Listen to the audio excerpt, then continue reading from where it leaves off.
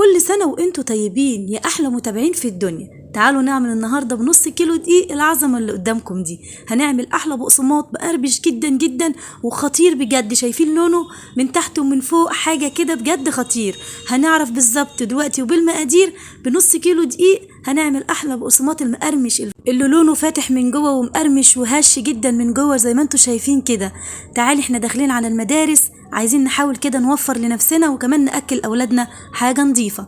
تعالوا كده نسمي بالله ونصلي على الرسول ونبدأ في المقادير بتاعتنا. أول حاجة عندي هنا في البولة بتاعتنا هنجيب كوباية من المية، عليها معلقة كبيرة من الخميرة وعليهم كمان معلقة كبيرة من السكر. هندوب كل المكونات دي وهقول لكم دلوقتي بالجرامات وهقول لكم دلوقتي كل حاجه بالتفاصيل، وهسيب لكم كمان ان شاء الله المقادير في تعليق. زي ما انتم شايفين كده هبدا انزل هنا ب 80 جرام من الزيت، عليهم معلقه واحده بس من السمنه، يعني 80 جرام من الزيت و20 جرام من السمنه. يبقى حطينا نص كوبايه من السمنه على زيت، يعني 100 جرام. تمام كده. هنزل هنا بقى بنص كيلو من الدقيق، يعني 500 جرام من الدقيق منخول كويس جدا، عليه ربع معلقه ممسوحه من الملح، خلاص حوالي 2 جرام من الملح بالشكل ده. هبدأ بقى اقلب كل المكونات دي زي ما انتوا شايفين. طبعا هنا احنا نزلنا بايه؟ بنص كوبايه الاول من ايه؟ السوائل.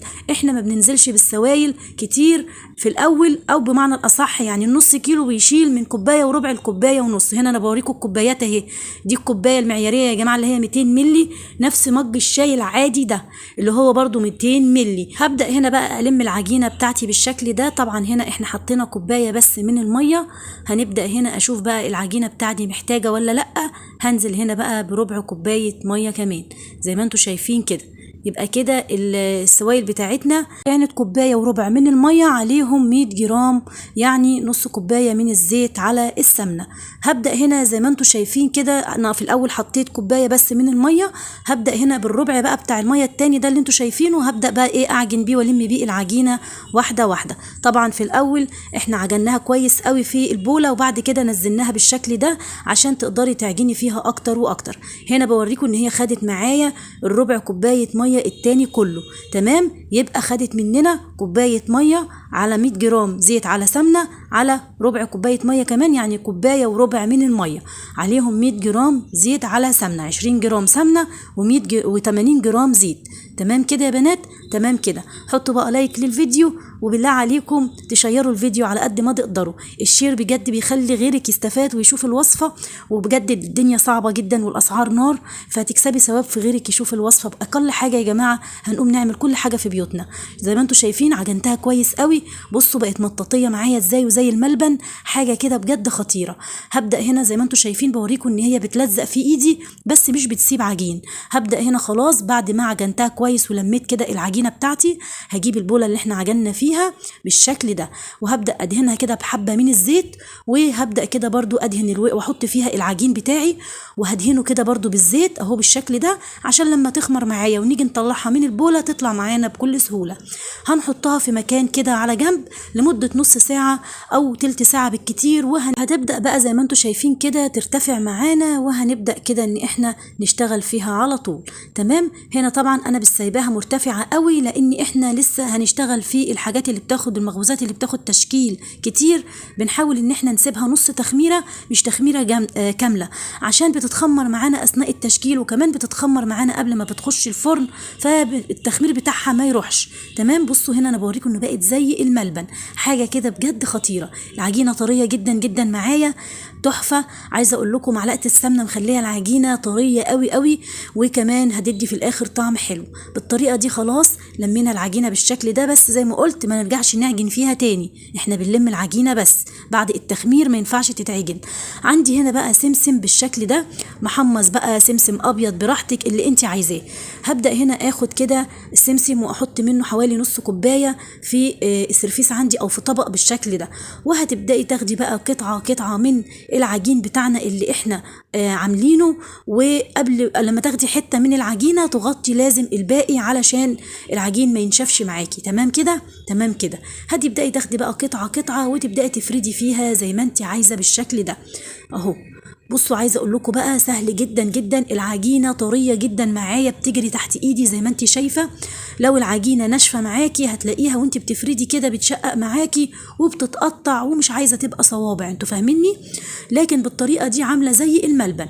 هتبداي هنا تعملي بالسمك بقى اللي انت شايفاه ده. عايزه بقى صباع البقسماط رفيع، عايزاه تخين زي اللي بيتباع في المخابز. في المخابز بيبيعوا نوعين، نوع بيكون تخين ونوع بيكون رفيع شويه. هنبدأ كده بحرص نشيل الصباع بتاع البقسماط وننزل بيه على السمسم بتاعنا. عندي هنا الصاج بتاعي حاطه فيه كده ورقه من الزبده، وهبدا اني انا ارص فيه البقسماط بالشكل ده على مقاس الصاج. طبعا بيختمر بعد كده، ونعمل حسابنا يا بنات ان هو بيختمر. هنا بتحطي البقسماطه على الجزء اللي ما فيهوش سمسم. يعني احنا بصوا بنشكل، طبعا المنظر شارح نفسه والفيديو شارح نفسه يا بنات. انا هنا بفرد البقسماطايه زي ما انتم شايفين كده، باخدها واقطعها المقاس اللي انا عاوزاه وابدا احطها في السمسم. الجزء اللي انا حطيته بص في السمسم كده، بحط بقى البقسماطه على الناحيه اللي ما فيهاش السمسم زي ما انتم شايفين كده بالشكل ده. هبدا هنا بقى اكمل كل الكميه بالشكل ده. هنا ما شاء الله عمل معايا صاج، وادي التاني. عايزه اقول لكم اللهم صل على النبي اللهم بارك، عمل معايا النص كيلو ده حوالي 4 صاجان وصينيه صغيره كمان. قعدت كده العب انا والولاد باشكال البقسماط. تقدري بقى تعملي بقسماط مدور، تقدري تعملي حاجات كتير. بصي هنا انا بوريك اهو، تقدري تشكلي اللي هو البقسماط المدور اللي بيبقى مقرمش وحلو.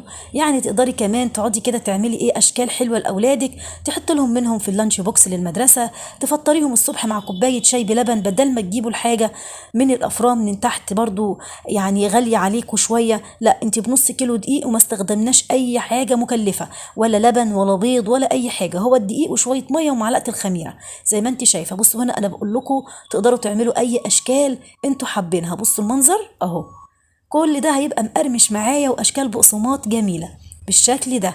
عايزه اقول لكم بجد انا يمكن المنظر الحاجات دي اتاكلت اصلا قبل ما اصورها. بصوا الجمال اهو. عمل بقى معايا كام صاج، ادي صينيه هناك اهيت، وادي 3 صيجان فوق بعضهم، ادي 4. ده غير الصينيه الصغيره اللي احنا شكلناها بالدوائر والحاجات اللي احنا قعدنا نعمل فيها دي. هسيبهم بقى هنا واغطيهم يا جماعه، هسيبهم بقى مش اقل من نص ساعه يخمروا.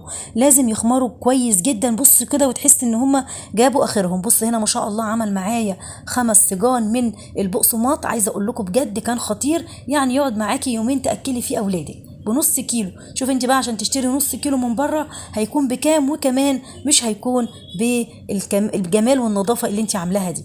هنا دخلته بقى على درجه حراره 180 او 200 حسب، بس المهم ان انت تكوني بتتابعي السوى على درجه حراره 200 زي ما قلت في الرف الاوسط، وتشوفي البقسماط بتاعك كده وتشقري عليه في الفرن. يعني تشقري عليه دايما المخبوزات علشان ممكن تتلسع منك ولا حاجه.